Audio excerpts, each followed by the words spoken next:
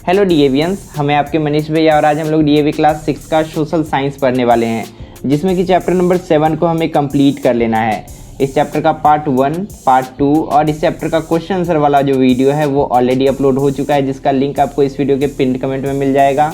Part 1 और 2 को आप जरूर देख लीजिएगा ताकि ये पूरा चैप्टर आपका अच्छे से कवर हो जाए। अब आपको डीएवी गुरु पर हर क्लास और हर सब्जेक्ट का वीडियोस मिल जाएगा। उसके लिए सबसे पहले आपको यूट्यूब पर डीएवी गुरु सर्च करना है। सबसे ऊपर हमारा चैनल आ जाएगा। चैनल को ओपन करते ही आपको प्लेलिस्ट दिखेगा, आपको प्लेलिस्ट में जाना है और उसके बाद हर क्लास का अलग अलग कैटेगरी में आपको वीडियोस दिख जाएगा। आप अपने क्लास के किसी भी चैप्टर के वीडियो को फ्री में यहाँ से एक्सेस कर सकते हैं। यहाँ पर डेली नए वीडियोस भी ऐड होते रहते हैं। तो अगर आप पहली बार डीएवी गुरु पर पढ़ रहे हैं तो इस चैनल को सब्सक्राइब करके बेल आइकन को प्रेस कर लीजिए ताकि हर नए क्लास का नोटिफिकेशन आपको सही समय पर मिलता रहे।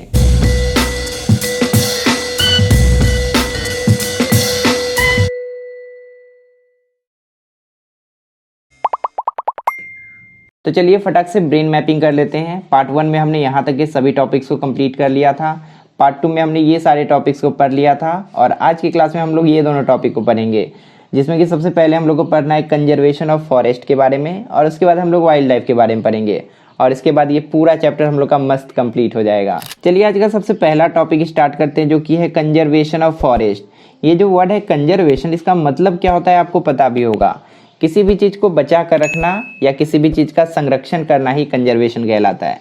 तो कंजर्वेशन ऑफ फॉरेस्ट यानी कि फॉरेस्ट को बचा कर रखना क्यों जरूरी है, उसी के बारे में यहाँ पर हम लोग को डिटेल में पढ़ना है। The cutting of forest ruthlessly, that is deforestation, मतलब जंगलों की बिना रुके कटाई, बहुत ज़्यादा मात्रा में पेड़ों की कटाई, जिसको हम लोग डिफॉरेस्टेशन भी बोलते हैं, हैज़ क्रिएटेड मेनी प्रॉब्लम्स। इससे बहुत सारी कठिनाइयाँ हमारे सामने उत्पन्न हो गई है, such as increase in soil erosion, floods, landslides and extension of desert area. Soil erosion का मतलब आपको पता ही होगा, मिट्टी का कटाव। फ्लड का मतलब बाढ़। लैंडस्लाइड भूस्खलन को बोलते हैं, जमीन जो खिसक जाती है। And extension of desert area, मतलब डिजर्ट का जो एरिया है ना, उसका भी एक्सटेंशन हो रहा है। इसी कारण से धीरे धीरे वो बढ़ रहा है, डिजर्ट का एरिया फैल रहा है। और इन सारे प्रॉब्लम्स का रीज़न क्या है? इन सारे प्रॉब्लम्स का रीज़न है डिफॉरेस्टेशन, मतलब बहुत अधिक मात्रा में पेड़ों की कटाई। Different types of pollution have considerably increased, अलग अलग तरीके का पॉल्यूशन बढ़ चुका है because of deforestation. All this disturbs the ecological balance on the earth. इन सभी प्रॉब्लम्स के कारण धरती के इकोलॉजिकल बैलेंस में डिस्टर्बेंस आता है। इकोलॉजिकल बैलेंस का मतलब क्या हुआ? आपको पता है कि हमारी धरती पर प्लांट्स रहते हैं, एनिमल्स रहते हैं, ह्यूमन रहते हैं और हमारा इन्वायरमेंट है। इन सभी के बीच एक बैलेंस मेंटेन्ड है। अगर किसी भी चीज़ का अधिकता होगा हमारे धरती पर या किसी भी चीज़ की कमी हो जाएगी तो हमारे धरती को खतरा है। तो इसीलिए इकोलॉजिकल बैलेंस हमारे लिए बहुत इंपॉर्टेंट है और डिफॉरेस्टेशन से इकोलॉजिकल बैलेंस में डिस्टर्बेंस आता है। The forest are the source of various products. जंगलों से हमें बहुत सारे प्रोडक्ट मिलते हैं, जैसे कि we get timber, wood for paper industry, valuable herbs, medicine, lac, resin, gum etcetera. इतना सारा कुछ हम लोग को जंगलों से मिलता है, आपको याद रखना है। Forest help in maintaining an ecological balance as trees help in purifying the air. जंगल जो है ना, वो इकोलॉजिकल बैलेंस को बना कर रखने में, मेंटेन करके रखने में मदद करते हैं, क्योंकि जंगल के कारण ही एयर का प्यूरिफिकेशन हो पाता है। They reduce temperature and increase the amount of rainfall. जंगलों के कारण टेम्परेचर मेंटेन रह पाता है, टेम्परेचर कम हो पाता है और इसके कारण रेनफॉल भी बढ़ता है, बारिश भी बढ़ती है। Forest are also the habitat of wildlife. और इसके अलावा फॉरेस्ट जो है, जंगल जो है, वो जंगली जानवरों के रहने का घर भी है। It is therefore necessary to conserve and protect the forest cover. इसीलिए जंगलों को बचा कर रखना हमारे लिए बहुत ज़रूरी है। The programmes of planting more and more trees, that is afforestation, must be launched on war footing to increase the forest cover. इसीलिए ऐसे प्रोग्राम्स जहाँ पर पेड़ बहुत ज़्यादा मात्रा में लगाए जाते हैं, आप देखिएगा स्कूल्स में भी कभी कभी प्रोग्राम होता है पेड़ लगाने का, कॉलेजेस में भी होता है। तो ऐसे प्रोग्राम जिसको हम लोग एफॉरेस्टेशन बोलते हैं। एफॉरेस्टेशन क्या होता है? जब अधिक मात्रा में, अधिक संख्या में एक साथ पेड़ लगाया जाता है ना, तो उसी को हम लोग एफॉरेस्टेशन बोलते हैं। इसका अपोजिट क्या हुआ? इसका अपोजिट हुआ डिफॉरेस्टेशन। मतलब जब बहुत अधिक मात्रा में पेड़ काटा जाता है तो उसको डिफॉरेस्टेशन बोलते हैं। दोनों टर्म आप याद रखिएगा। तो एफॉरेस्टेशन और डिफॉरेस्टेशन जो है ना, वो वार फुटिंग लेवल पर, मतलब एक युद्ध स्तर पर बहुत ज़्यादा मात्रा में हम लोग को ये करना चाहिए, ताकि फॉरेस्ट का कवर को इंक्रीज किया जा सके। फॉरेस्ट का जो एरिया है, जंगलों का जो एरिया है, उसको बढ़ाया जा सके। The forest should be safe from fire, जंगलों को हमें आग से भी बचाना चाहिए। आप सुने होंगे कि ऑस्ट्रेलिया में आग लग गया था जंगल में, तो उसको बहुत मुश्किल से कंट्रोल किया गया था। बहुत ज़्यादा नुकसान हुआ था वहाँ पर, जंगल पूरा तबाह हो गया था, पॉल्यूशन भी बहुत ज़्यादा हुआ था और जानवर भी बहुत ज़्यादा मरे थे। तो अगर ऐसा कहीं पे आग लगता है तो उसको जल्दी से जल्दी कंट्रोल करना चाहिए। The cutting of trees for fuel should be prohibited, पेड़ों को जो काटा जाता है फ्यूल के लिए, ईंधन के लिए, उस पर रोक लगा देना चाहिए। And the use of other substitute, और दूसरे अल्टरनेटिव जो होते हैं जैसे कि एलपीजी हो गया, गोबर गैस हो गया, should be encouraged for cooking, इन सबको बढ़ावा देना चाहिए खाना बनाने के लिए। इस वाले डू यू नो में एक इम्पॉर्टेंट पॉइंट दिया गया है। यहाँ पर बताया गया है कि एक कानून बनाया गया था, भारत सरकार ने बनाया था जंगल को बचाने के लिए। उसके बारे में है, आप याद रखिएगा इसको। In India the forest conservation act, इस कानून का नाम क्या है? फॉरेस्ट कंजर्वेशन एक्ट है। Was introduced as late as in 1980, 1980 में ये कानून आया था। क्यों आया था? To protect and conserve the forest, जंगलों की कटाई पर रोक लगाने के लिए और जंगल को बचा कर रखने के लिए। अब चलिए हमारे नेक्स्ट टॉपिक पे आते हैं, जिसमें कि हमें इंडिया के वाइल्ड लाइफ के बारे में पढ़ना है कि हमारे भारत देश में कैसे कैसे एनिमल्स पाए जाते हैं। जब तक हम वीडियो को स्टार्ट करते हैं, चैनल को सब्सक्राइब कर दीजिए, वीडियो को लाइक कर दीजिए और एक प्यारा सा हार्ट कमेंट में ड्रॉप कर दीजिए। India is rich in having large variety of wildlife, हमारे भारत देश में अनेक प्रकार के जीव जंतु पाए जाते हैं। It includes mammals, reptiles, birds, fish and a variety of insect and worm. यहाँ पर आपको सब कुछ देखने को मिलेगा। यहाँ पर मैमल्स भी आपको दिख जाएंगे। मैमल्स हम लोग उन एनिमल्स को बोलते हैं जो कि अपने बच्चे को दूध पिलाते हैं। रेप्टाइल्स हम लोग उन एनिमल्स को बोलते हैं जो कि रेंगते हैं, जैसे कि स्नेक हो गया। बर्ड्स हम लोग जिस एनिमल को बोलते हैं ये आपको पता है। फिश हम लोग उसको बोलते हैं जो कि पानी में तैरती है। उसके बाद अलग अलग तरह के इंसेक्ट और वर्म हमारे इंडिया में पाए जाते हैं। About 81,000 species have been identified in India. यहाँ पर सिर्फ भारत के बारे में बात की जा रही है, ध्यान दीजिएगा। लगभग 81,000 प्रकार के जीव जंतु हमारे सिर्फ भारत देश में पाए गए हैं। सोचिए कितना ज़्यादा नंबर है। अगर हम लोग को 20 गो एनिमल का नाम लिखने के लिए बोल दिया जाता है तो हम लोग को याद नहीं पड़ता है, लेकिन यहाँ पर भारत में 81,000 प्रकार के जीव जंतु पाए जाते हैं। अब देखिए यहाँ से हम लोग को बताया गया है कि भारत में रहने वाले एनिमल्स कैसे कैसे क्लाइमेट में पाए जाते हैं। सबसे पहले यहाँ पर एलिफेंट्स के बारे में बताया गया है। The elephants are found in hot and humid climate. Elephants जो होते हैं ना, वो गर्म वातावरण वाले क्षेत्रों में पाए जाते हैं और जहाँ का वातावरण, जहाँ का क्लाइमेट ह्यूमिड होता है वहाँ पर पाए जाते हैं। ह्यूमिड होने का मतलब क्या हुआ आपको पता भी होगा। अगर एयर में वाटर वेपर प्रेजेंट होता है तो उस एयर को, उस क्लाइमेट को हम लोग ह्यूमिड बोलते हैं। Their habitat is the evergreen forest of Kerala, Karnataka and Assam. हाथी ज़्यादातर एवरग्रीन फॉरेस्ट में पाए जाते हैं जो कि आपको केरला, कर्नाटका और आसाम में देखने को मिलेगा। One horn rhinoceros is another species which is found in the marshes of Assam and West Bengal.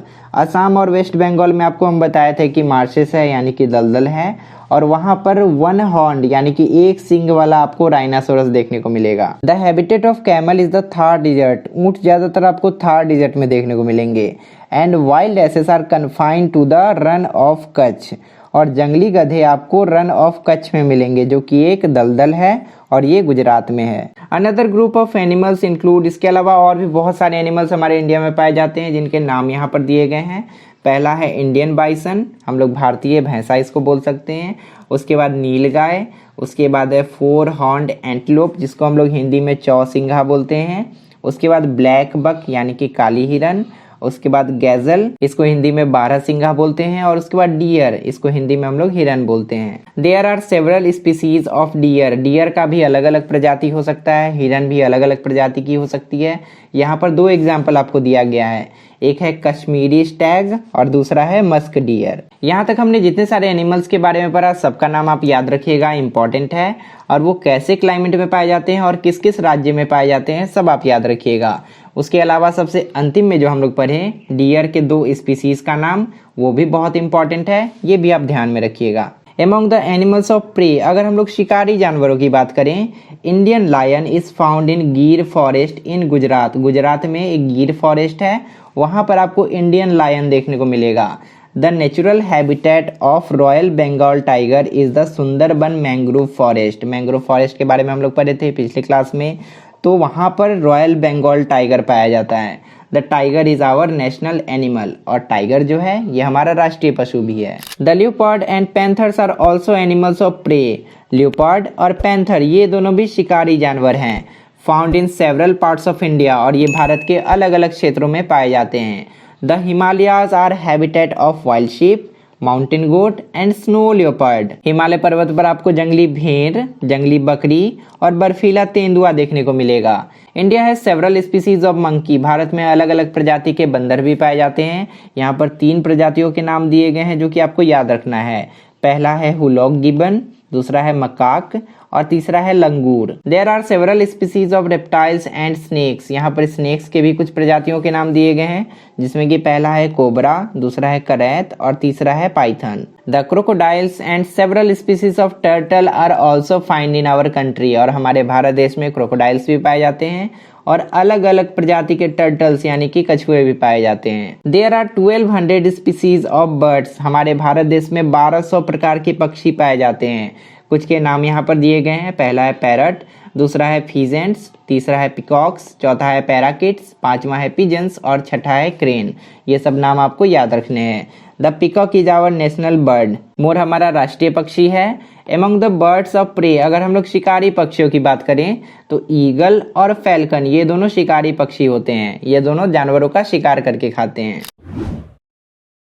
अब चलिए हम लोग कंजर्वेशन ऑफ वाइल्ड लाइफ के बारे में पढ़ लेते हैं। इसका मतलब ये हुआ कि हमारे भारत में जितने सारे जीव जंतु हैं उनको हम लोग को क्यों बचा के रखना चाहिए, उसका क्या इंपॉर्टेंस है, उसके बारे में यहाँ पर हम लोग डिटेल में जानेंगे। Many efforts are being made to protect and preserve the endangered species of wildlife. बहुत सारे एनिमल ऐसे हैं ना हमारे भारत देश में जो कि इंडेंजर्ड है, मतलब जिनका बहुत कम संख्या बचा हुआ है। अगर हम लोग उनको बचा के नहीं रखेंगे ना, प्रोटेक्ट करके नहीं रखेंगे, तो वो पूरी तरीके से हमारे धरती से विलुप्त हो जाएंगे। A few species of birds like the Indian bustard. पक्षियों की कुछ ऐसी स्पीसीज है, कुछ ऐसी प्रजातियां हैं जो कि विलुप्त होने वाली है। एक एग्जाम्पल आपको यहाँ पर दिया गया है, इंडियन बस्टर्ड। इसका संख्या बहुत कम है।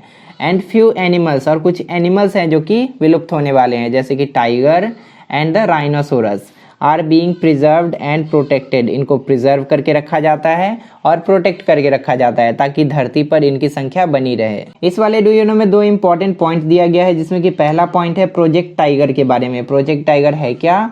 अ nationwide campaign to protect tiger was launched in 1973। 1973 में एक कैंपेन चलाया गया था टाइगर्स को बचाने के लिए, और उसी कैंपेन का नाम था प्रोजेक्ट टाइगर। उसके बाद दूसरा पॉइंट है India has 47 tiger reserves at present. Bharat में अभी 47 टाइगर रिजर्व्स हैं, लेकिन ये पुराना बुक है इसीलिए यहाँ पर 47 लिखा हुआ है। अपडेट कर लीजिए इसको, अब 49 टाइगर रिजर्व्स इंडिया में हो गए हैं। अगर आपको एग्जाम में पूछा जाए तो आपको 47 नहीं लिखना है, आपको 49 लिखना है। A number of wildlife sanctuaries and national parks have been set up all over India in order to preserve our rich wildlife. हमारे वाइल्ड लाइफ को प्रोटेक्ट करके रखने के लिए हमारे पूरे भारत देश में वाइल्ड लाइफ सेंचुरीज और नेशनल पार्क खोले गए हैं। A new scheme for conservation and protection of our rich biological diversity has been undertaken. हमारे वाइल्ड लाइफ के कंजर्वेशन और प्रोटेक्शन के लिए एक अलग टाइप का स्कीम अपनाया गया है। इसमें क्या होता है, under these schemes many biosphere reserves have been set up in different parts of India. हमारे भारत के अलग अलग भागों में बायोस्फीयर रिजर्व्स बनाए गए हैं। अब ये बायोस्फीयर रिजर्व होता क्या है, एक स्पेशल जोन क्रिएट कर दिया जाता है जिसमें कि एनिमल्स आराम से फ्रीली रह सकते हैं, घूम सकते हैं, और उसके आसपास का एरिया को बफर जोन की तरह यूज किया जाता है ताकि एनिमल्स अगर बाहर भी आए जंगल से तो इसी वाले एरिया तक रहें और इसको क्रॉस नहीं कर पाए, क्योंकि इसके बाहर का जो एरिया होता है ना वो ह्यूमन सेटलमेंट होता है, यहाँ पर लोग रहते हैं। All of us should feel responsible to save our rich biodiversity. और अपने बायोडाइवर्सिटी को सेफ रखने के लिए, उसको सेव करके रखने के लिए हम सबको रिस्पॉन्सिबल होना चाहिए। अपने एंड से हम लोग जितना कुछ कर सकते हैं हम लोगों को करना चाहिए। इस वाले फिगर में देखिए हमारे इंडिया में जितने सारे नेशनल पार्क्स हैं, जितने सारे वाइल्ड लाइफ सेंचुरीज हैं और जितने सारे बर्ड सेंचुरीज हैं, सबका लोकेशन यहाँ पर दिया गया है। आप अपने स्कूल के टीचर से पूछ लीजिएगा, जो जो इम्पोर्टेंट वो बताएंगे, उन सब का नाम और लोकेशन आप याद रखिएगा ताकि एग्जाम में अगर मैप वर्क पूछा जाए तो आप आसानी से उसको आंसर कर पाएं। तो फाइनली हमने इस पूरे चैप्टर को कंप्लीट कर लिया। क्वेश्चन आंसर का वीडियो आपको पिन्ड कमेंट में मिल जाएगा, वहां से आप नोट डाउन कर लीजिएगा। चैनल को सब्सक्राइब कर लीजिए, वीडियो को लाइक कर दीजिए और कमेंट में मुझे लिखकर बताइए कि आपको और किस चैप्टर का एक्सप्लेनेशन चाहिए। अब तक आपके क्लास के सोशल साइंस के जितने सारे चैप्टर्स को मैंने कंप्लीट करवा दिया है, उनके वीडियोस को देखने के लिए लेफ्ट साइड में क्लिक कीजिए और इसके बाद वाले क्लास का वीडियो देखने के लिए राइट साइड में क्लिक कीजिए। फिलहाल इस वीडियो में इतना ही, मिलते हैं अगली क्लास में बहुत सारे नए टॉपिक्स के साथ। तब तक के लिए अपना ध्यान रखिए और अच्छे से पढ़ाई करते रहिए।